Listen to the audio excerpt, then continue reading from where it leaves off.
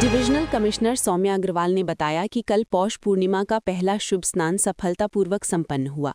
इस अवसर पर लगभग 31 लाख श्रद्धालुओं ने पवित्र संगम में डुबकी लगाई और धार्मिक अनुष्ठान में भाग लिया।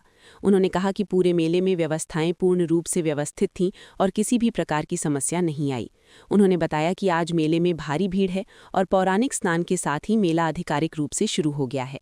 सभी सुरक्षा, स्वच्छता और प्रशासनिक व्यवस्थाएं सुचारू रूप से चल रही हैं। पुलिस, आपदा प्रबंधन, स्वास्थ्य विभाग और प्रशासन की टीम लगातार भीड़ नियंत्रण, रास्तों की सुरक्षा और श्रद्धालुओं की सुविधा पर नजर रख रही है। चेन्नई में अमेरिकी वाणिज्य दूतावास के पास वेनेजुएला पर अमेरिका के हमले के विरोध में प्रदर्शन कर रहे सीपीआईएम, भारतीय कम्युनिस्ट पार्टी मार्क्सवादी के कार्यकर्ताओं को पुलिस ने हिरासत में ले लिया। प्रदर्शनकारी अमेरिका की कार्यवाही की निंदा कर रहे थे और वेनेजुएला की संप्रभुता के समर्थन में नारेबाजी कर रहे थे। पुलिस ने सुरक्षा कारणों का हवाला देते हुए प्रदर्शनकारियों को हटाया और स्थिति को नियंत्रित किया। दिल्ली विधानसभा के शीतकालीन सत्र के पहले दिन दिल्ली सरकार के मंत्री अरविंदर सिंह लवली ने कहा कि आज सत्र का पहला दिन है और विधानसभा राज्य तथा लोकतंत्र दोनों के लिए बेहद महत्वपूर्ण है। उन्होंने बताया कि सबसे पहले उपराज्यपाल अपना अभिभाषण देंगे, जिसके बाद विधानसभा अध्यक्ष द्वारा निर्धारित एजेंडे पर चर्चा की जाएगी। इसके साथ ही उन्होंने पंजाब की स्थिति पर चिंता जताते हुए कहा कि पंजाब पूरे देश के लिए महत्वपूर्ण है क्योंकि वो एक सीमावर्ती राज्य है।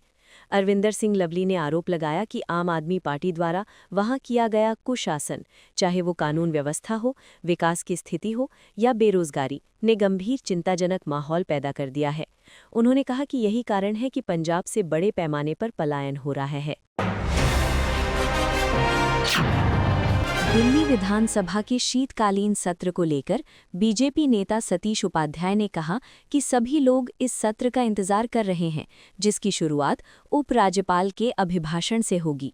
उन्होंने उम्मीद जताई कि सदन में समकालीन और जनहित से जुड़े मुद्दों पर सकारात्मक चर्चा होगी। सतीश उपाध्याय ने कहा कि मुख्यमंत्री रेखा गुप्ता के नेतृत्व में दिल्ली सरकार राजधानी के सभी नागरिकों को बेहतर सुविधाएं उपलब्ध कराने के लिए प्रतिबद्ध है। उन्होंने विश्वास जताया कि ये सत्र जनता की अपेक्षाओं के अनुरूप सार्थक और परिणामोन्मुख रहेगा। दिल्ली विधानसभा के शीतकालीन सत्र के पहले दिन बीजेपी विधायक हरीश खुराना ने कहा कि सत्र की शुरुआत उपराज्यपाल के अभिभाषण से होगी। उन्होंने बताया कि अगले 3 दिनों में दिल्ली की जनता से जुड़े सभी मुद्दों जैसे प्रदूषण को सदन में उठाया जाएगा और वंदे मातरम पर भी चर्चा होगी। खुराना ने कहा कि सीएजी रिपोर्ट पर भी विचार किया जाएगा, जिसमें शीश महल और पिछली सरकार के कार्यों से जुड़े विवरण शामिल होंगे। उन्होंने स्पष्ट किया कि सत्र के दौरान दिल्ली के लोगों से जुड़े सभी मुद्दे प्रमुखता से उठाए जाएंगे। 2020 दिल्ली दंगों की बड़ी साजिश से जुड़े मामले में यूएपीए के तहत आरोपी उमर खालिद और शर्जील इमाम की जमानत याचिका सुप्रीम कोर्ट द्वारा खारिज किए जाने पर पूर्व कानून मंत्री अश्विनी कुमार ने प्रतिक्रिया दी। उन्होंने कहा कि सुप्रीम कोर्ट किसी भी मामले का फैसला उसके सामने उपलब्ध रिकॉर्ड के आधार पर करता है और निश्चित रूप से अदालत को दोनों मामलों में अंतर करने के ठोस कारण मिले होंगे। हालांकि उन्होंने ये भी कहा कि देश के स्वतंत्रतावादी यानी लिबर्टेरियंस इस फैसले से असंतुष्ट होंगे क्योंकि उमर खालिद और शर्जील इमाम लंबे समय से जेल में बंद हैं। अश्विनी कुमार ने सुप्रीम कोर्ट के ही पूर्व फैसलों का हवाला देते हुए कहा कि लंबी अवधि तक कारावास अपने आप में जमानत दिए जाने का एक महत्वपूर्ण आधार होना चाहिए। उन्होंने कहा, आखिरकार एक बार स्वतंत्रता चली जाए तो उसकी भरपाई संभव नहीं होती।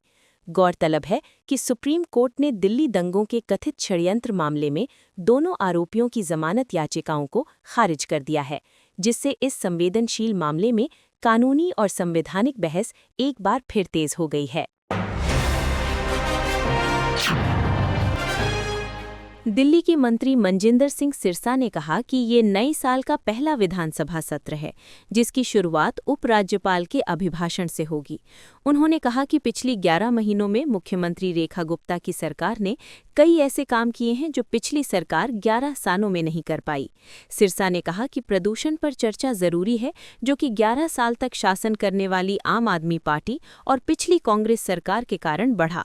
उन्होंने सभी मामलों की जानकारी, सीएजी रिपोर्ट और मुख्यमंत्री आवास से जुड़ी जानकारियों को जनता के समक्ष लाने की आवश्यकता बताई। दिल्ली की मुख्यमंत्री रेखा गुप्ता ने शीतकालीन सत्र का स्वागत करते हुए कहा कि सत्ता पक्ष और विपक्ष दोनों को अपनी जिम्मेदारियां निभानी चाहिए।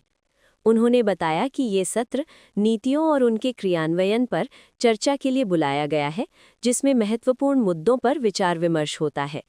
मुख्यमंत्री ने विशेष रूप से प्रदूषण जैसे मुद्दों पर सभी विधायकों को भागीदारी और सहयोग करने का आह्वान किया। उनका कहना था कि ये सत्र दिल्ली के कल्याण के लिए हर पल का उपयोग करने का अवसर है और इसे गंभीरता से लेना सभी की जिम्मेदारी है। आपको यह वीडियो पसंद आया हो तो इसे लाइक करें, हमारे चैनल को सब्सक्राइब करें।